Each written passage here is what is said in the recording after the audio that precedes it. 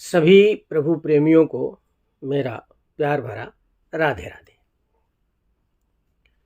वर्ष 2024 में देवउठनी एकादशी 12 नवंबर को है, यानी कि मंगलवार को है। 12 नवंबर दिन मंगलवार को, उसी दिन तुलसी विवाह भी किया जाता है। देवउठनी एकादशी व्रत कैसे रखा जाए, इस संबंध में मैं एक वीडियो पहले ही बना चुका हूं। आप एकादशी व्रत की विधि उस वीडियो से देख सकते हैं।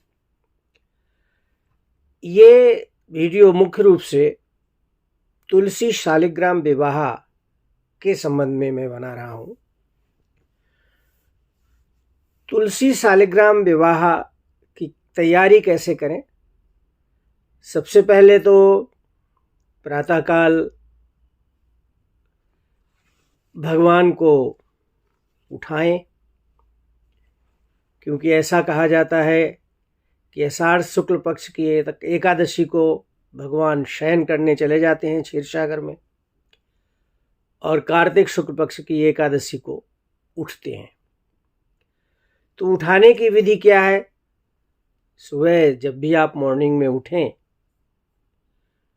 और स्नान आदि करने के उपरांत भगवान को उठाएं, ठीक उसी तरह जैसे आप अपने नन्हे से बालक या शिशु को उठाती हैं।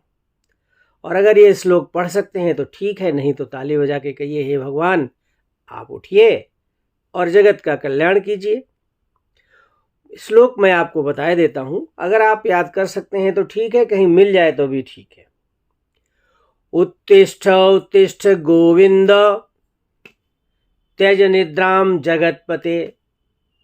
हे जगतपते आप उठो, निद्रा का त्याग करो। त्वयि सुप्ते जगन्नाथ जगत सुप्तम भवेदिदम।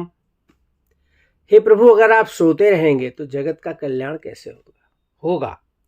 वैसे तो प्रभु कभी सोते ही नहीं हैं, लेकिन चूंकि ये परंपरा चली आई है कि प्रभु सोते हैं और उनको उठाना पड़ता है देवोत्थानी एकादशी के दिन, तो आप उठाइए। दूसरी जो महत्वपूर्ण बात यह है कि तुलसी जी का जो पौधा है वो बिल्कुल नया पौधा होना चाहिए। या तो आप अपने घर में लगा लें, पहले से 3 महीने पहले से लगाएं, उसकी सिंचन करें, उसकी सेवा करें।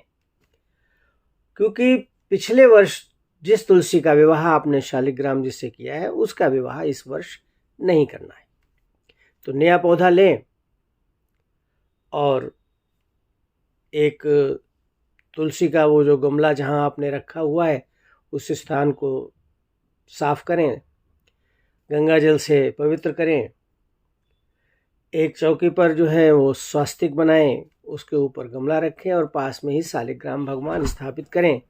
घी का एक दीप जलाएं और सुहाग की समस्त सामग्री तुलसी जी को अर्पित करें। क्या तैयारी दूसरी क्या करनी है? या गन्ने से मंडप तैयार कर सकते हैं।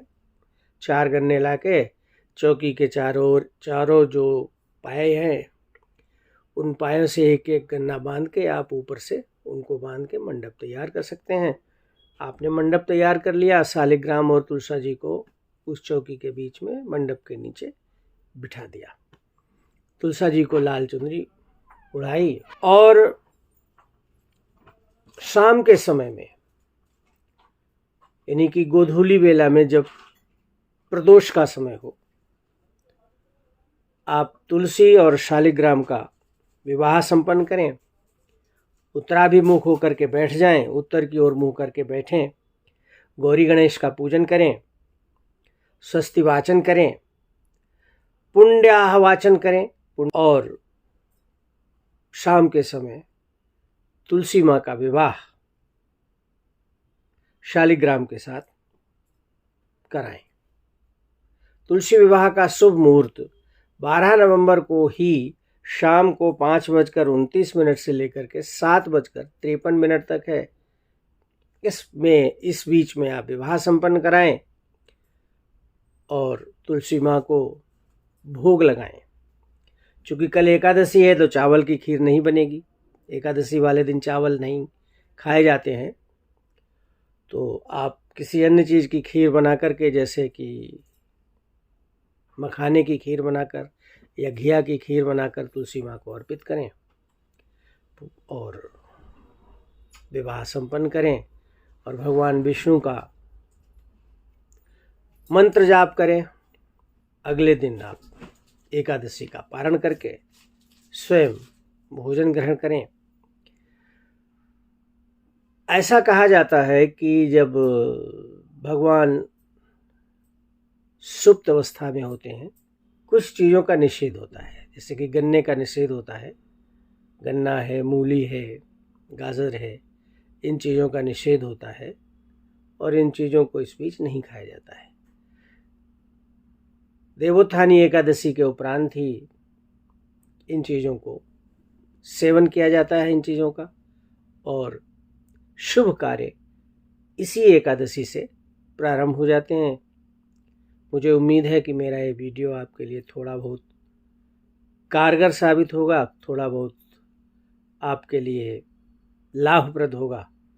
अगर आपको ऐसा प्रतीत हो रहा है तो आप मेरे इस वीडियो को लाइक कर दें और मेरे YouTube चैनल भक्ति भास्करम को सब्सक्राइब कर दें।